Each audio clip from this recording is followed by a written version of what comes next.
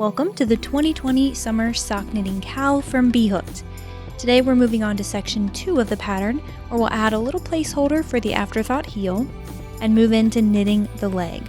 If you're just joining us, jump back a video to see how to knit the toe and the foot, and don't forget, the pattern and all of the KAL details can be found at bhooked.com/KAL. I would love to see your progress so far. Use hashtag BHookedSockKAL to tag a work in progress photo of your socks on Instagram.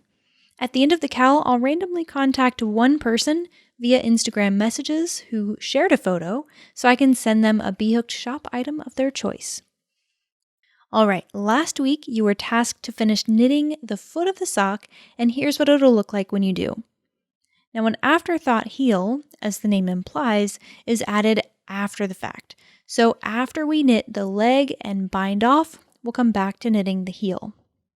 In order to skip the heel altogether and move on to the leg, we need to add a few rows of placeholder stitches, and that's where this waste yarn comes in hand. So choose any medium weight yarn you have on hand. You'll only need 5 yards or less. Just make sure it's a contrast color because you'll need to differentiate between these stitches and your sock stitches. And you want it to be a smooth, plied yarn if possible. With the waste yarn, leave a tail that's about 8 inches long. Just sort of loop that over and lay it aside for a moment and pick up your sock. It really doesn't matter at this point which needle you choose as your heel stitches because a sock looks the same on both sides. Whichever you choose, pull the other needle through so the stitches are resting on the cord and you can knit with it. Keep the working yarn attached, but don't knit with it for now. Insert the needle in the first stitch and just place that waste yarn loop around your needle and knit the first stitch. Then with the waste yarn, knit each remaining stitch on this needle.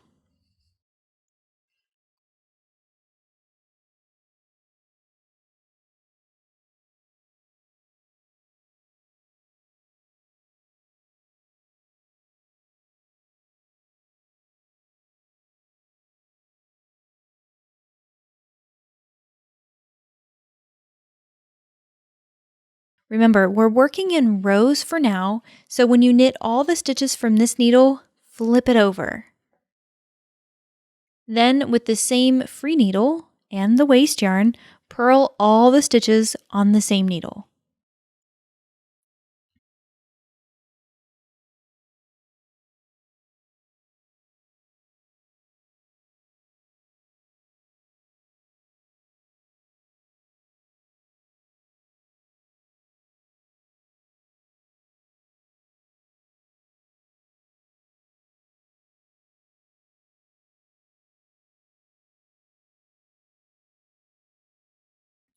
Flip it one more time and knit all the stitches.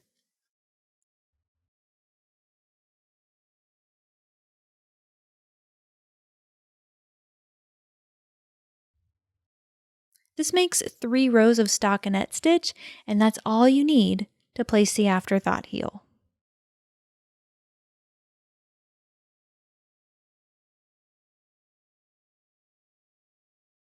When you finish up that final row, trim the waste yarn, again leaving about an 8-inch tail, and this is what your sock will look like.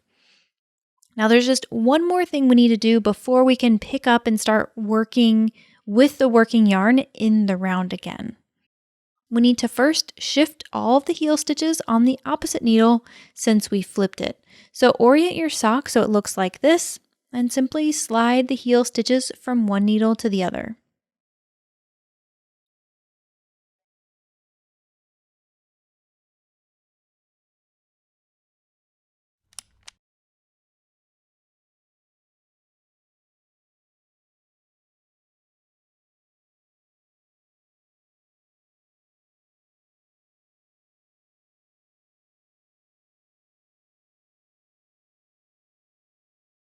Now we can pick up the working yarn again, being sure to pull tightly on that first stitch and knit all the stitches, all the heel stitches from that needle.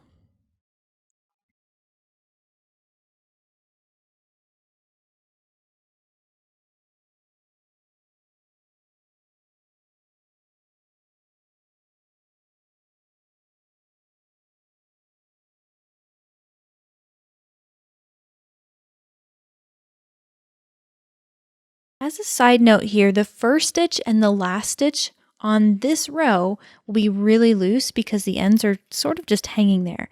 That's totally fine. Just pull on the tail to tighten them up and don't worry about it. Then get your needles set up to start working on needle 1. Remember, needle 1 is the needle at the front of the sock now, and needle 2 is at the back of the sock. All right, we're moving on to the leg portion of the pattern, and rounds 1 through 4 of the leg have the same simple repeat. Knit all stitches on both needles.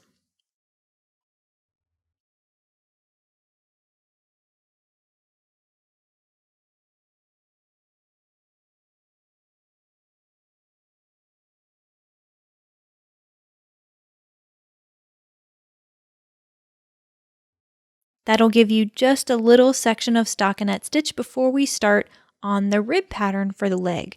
So round 5 starts the rib pattern for the leg, and it's a pretty simple repeat too. What you'll do is knit 3,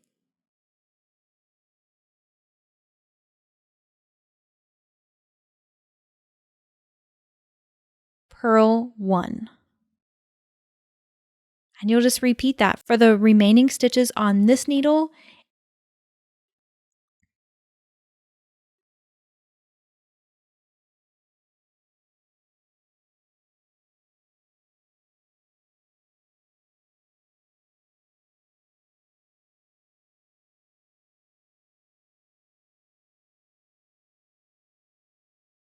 Then work the same pattern, knit 3, purl 1 for needle 2.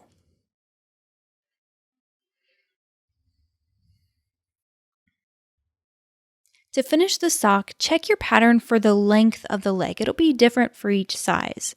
You'll repeat round 5 until it measures that length from the last row of your afterthought heel. After you finish that, your sock will look something like this. It's a really nice stretchy ribbing that's really comfortable to wear. Now for the bind off. It needs to be really stretchy so that it'll fit over your foot. Trust me, not all bind offs are created equal when it comes to sock knitting. So to work this particular bind off, we're going to knit the first 2 stitches.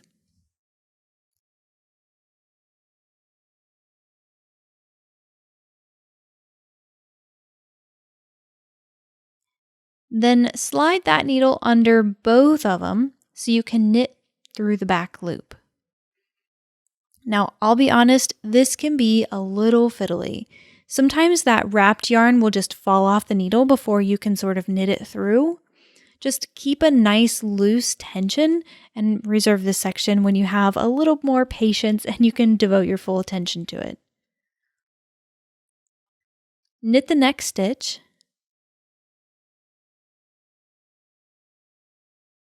Then knit both through the back loop.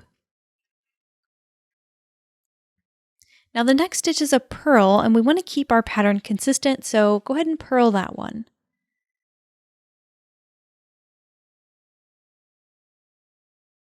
Then insert the needle under both stitches and purl. Keep reading your knitting and knit the knits and purl the purls as you bind off for the remainder of this needle and for needle 2.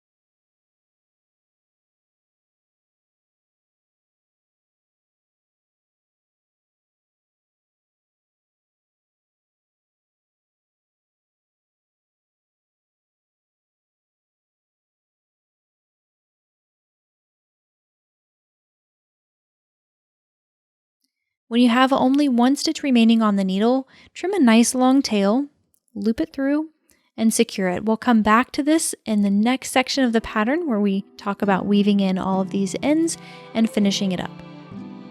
Like before, you'll have a few days to finish knitting the leg, and we'll pick up on the afterthought heel. So we'll knit the heel in the next section and talk about those finishing touches in section 3 of the pattern.